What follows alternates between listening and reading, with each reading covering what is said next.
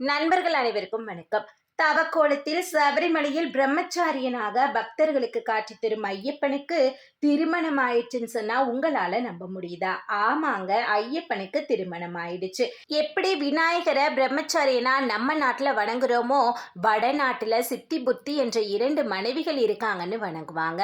முருகருக்கு வள்ளி தெய்வானை என்ற 2 மனைவிகளோட நாம வணங்குவோம். ஆனா வடநாட்டுல பிரம்மச்சரியனா வணங்குவாங்க. ஆனா ஒரே மாநிலத்துல பிரம்மச்சரியனாகவும் மனைவிமார்களோடவும் வணங்குறதுனா அது ஸ்ரீ ஐயப்பன் தான். அதுவும் கேரளா தான். ஐயப்பனின் அவதார நோக்கமே மகிஷிய வதம் செய்யறதுக்கு தான்னு தெரியும். யார் இந்த மகிஷி, எதற்காக மகிஷிய வதம் செய்யறதுக்குன்னே பரம்பொருளான சிவனும் நாராயணமூர்த்தியான விஷ்ணுவும் சேர்ந்து ஐயப்பனை படிக்கணும். அப்படியே ஐயப்பன் மகிஷிய வதம் செஞ்சாலும் அதற்கப்புறம் ஏன் மகிஷி ஐயப்பனை திருமணம் செய்ய ஆசைப்பட்டாங்க? ஐயப்பன் 2 பெண்களை திருமணம் செஞ்சதுக்கு அப்புறம் ஏன் மகிஷிய மட்டும் திருமணம் பண்ணிக்கலன்னு சந்தேகம் வரும். வீடியோவோட எண்டில் உங்களுக்கு இதற்கான பதில் கிடைக்கும். உங்களுக்கு ஐயப்பனை ரொம்ப பிடிக்கும்னா கண்டிப்பா இந்த வீடியோவை லைக் பண்ண மறந்துடாதீங்க. இப்ப வாங்க வீடியோக்குள்ள போகலாம். வரமுனி என்ற முனிவர் அகத்தியர்கிட்ட வாங்கின சாபத்தால தான் மனித உடலும் எருமை தலையுடனும் மகிஷாசுரனா பிறந்து துர்காதேவி கையால இறந்தார்னு கேள்விப்பட்டிருப்போம். எப்படி மகிஷாசுரன் பிறக்க முன்பிறவி காரணமா இருந்துச்சோ அதே மாதிரி மகிஷி என்ற அரக்கி பிறக்கவும் முன்ஜென்மமே காரணமா இருந்திருக்கு. மும்மூர்த்திகளின் அவதாரமான தத்தாத்திரியின் மனைவியான லீலாவதி தத்தாத்திரி மாதிரியே நிறைய தவங்கள் செஞ்சு அதிசக்திகளும் பெற்றிருக்காங்க. அவங்களுக்கு ஆணவம் தலைக்கணம் அதிகம். அதனால தன் கணவர்கிட்டயே போய் நம்ம 2 பேர்ல யாரு சிறந்த அதிசக்தி வாய்ந்தவங்கன்னு கேட்டிருக்காங்க. அதற்கு தத்தாத்திரியர் கொஞ்சம் கூட யோசிக்காம நான் தான்னு சொல்ல, அதற்கு லீலாவதி உங்களுக்கு இணையான சக்தி பெற்ற என்ன நீங்க மட்டம் தட்டி பேசிட்டீங்க, நீங்க மகரிஷி இல்ல மகிஷின்னு சொல்லி கோவப்பட்டிருக்காங்க. மகிஷா என்றால் சமஸ்கிருதத்துல எருமைன்னு அர்த்தம், மகிஷி எனில் பெண் எருமைன்னு அர்த்தம். இதை கேட்டு கோவப்பட்ட தத்தாத்திரியார், அடுத்த ஜென்மத்துல எருமை தலையும் மனித உடலும் கொண்ட அரக்கியா நீ பிறவி எடுப்ப, உன்னை சிவனுக்கும் விஷ்ணுவுக்கும் பிறக்கிற குழந்தை வதம் செய்யும், அதுக்கப்புறம் தான் உன் சாபம் நீங்கும்னு சொல்லியிருக்காரு. அடுத்த ஜென்மத்துல ரம்பன் என்ற அரக்கன் தவ வலிமையால அக்னி தேவனை நோக்கி வரம் கேட்டப்போ எனக்கு சக்தி வாய்ந்த அரக்க குணம் படைத்த 2 குழந்தை வேணும்னு கேட்டிருக்கா. அதற்கு அக்னி தேவன், நீ உன் கண்ணில படுற முதல் பெண் பிறவியுடன் சேர்ந்து குழந்தை பெற்றினா நீ கேட்ட குழந்தை கிடைக்கும்னு சொல்லியிருக்காரு.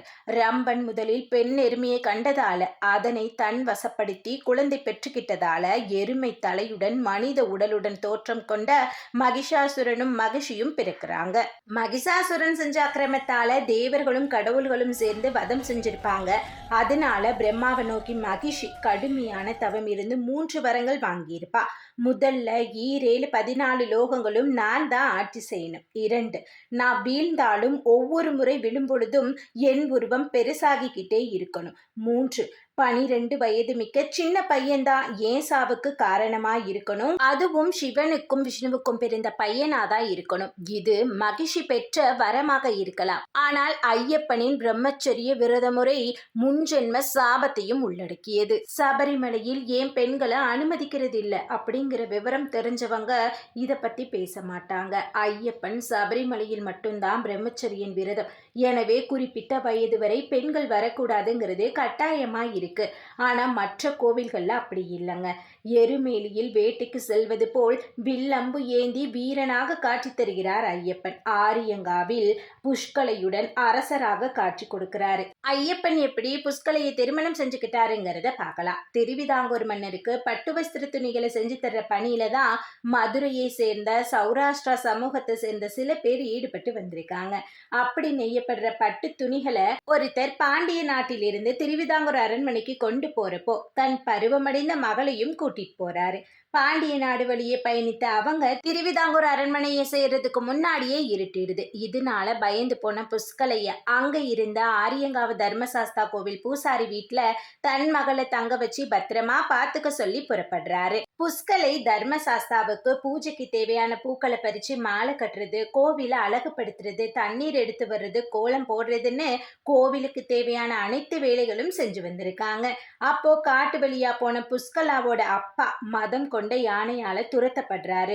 ஒரு இளைஞன் அந்த யானையை அடக்கி காப்பாற்றியதால புஷ்கலாவின் தந்தை, ஐயனே, என் உயிரை காப்பாற்றிய தங்களுக்கு என்ன கைமாறு செய்ய போகிறேன் என்று கேட்க, உங்கள் மகளை திருமணம் செய்து தாருங்கள் என கூறி அங்கிருந்து மறைஞ்சு போயிருக்காரு. பிறகு ஆரியங்காவுக்கு வந்த புஷ்கலையின் தந்தை ஐயப்பனின் தத்ரூப ரூபத்தை கண்டு அந்த இளைஞன் வேறு யாரும் இல்லை, ஐயப்பன் தான் என புரிஞ்சுக்கிறாரு.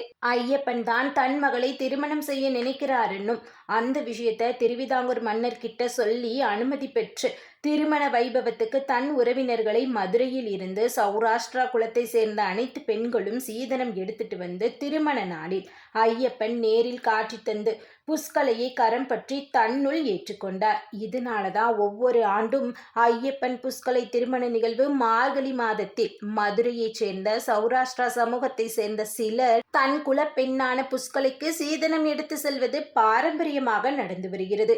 அது மட்டுமில்லாமல் ஐயப்பனுக்கு பூரணி என்ற மனைவியும் உள்ளது. ஆகவே அச்சங்கோவிலில் பூரணி புஷ்கலை என்ற 2 மனைவிகளோட காட்சி கொடுக்கிறாரு. பூரணியை எப்படி திருமணம் செஞ்சுக்கிட்டாருன்னா, மந்திர தந்திரத்தில் கை தேர்ந்த பளிங்கன் எனும் மன்னன் நேபாள நாட்டை ஆட்சி செஞ்சு வந்திருக்கா. அவன் காளிய வழிபாடு செஞ்சு கன்னி பெண்களை பலியிட்டும் வந்திருக்கா. அவனின் மகள் தான் பூரணி. அந்த நாட்டுல சிவன் பற்று கொண்ட கன்னிகா என்ற பெண்ணையும் பலியிட நேர்ந்த போது சிவன் தர்மசாஸ்தாவை அழைத்து அப்பெண்ணை காப்பாற்ற சொன்னதால பளிங்கனை வதம் செய்யற சூழ்நிலை ஏற்படுது. அதனால தன் தவறை உணர்ந்த பளிங்கன் தன் மகளை திருமணம் செஞ்சுக்க சொல்லி கேட்டிருக்கா. அதனால கொஞ்சம் கூட யோசிக்காம பூரணியை திருமணம் செஞ்சிருக்கிறாரு ஐயப்பன். அது என்ன, முன்பிறவியில் சத்தியபூர்ணா என்ற மகரிஷிக்கு 2 பெண் குழந்தைகள் இருந்திருக்காங்க. அவங்க 2 பேரும் ஹரியின் மகனை திருமணம் செய்ய ஆசைப்பட்டு கடுமையான விரதம் இருந்ததால அவர்களின் முன் தோன்றி உங்கள் எண்ணம் அடுத்த பிறவியில் நிறைவேறும் என சொல்லி மறைஞ்சிருக்கிறாரு ஐயப்பன்.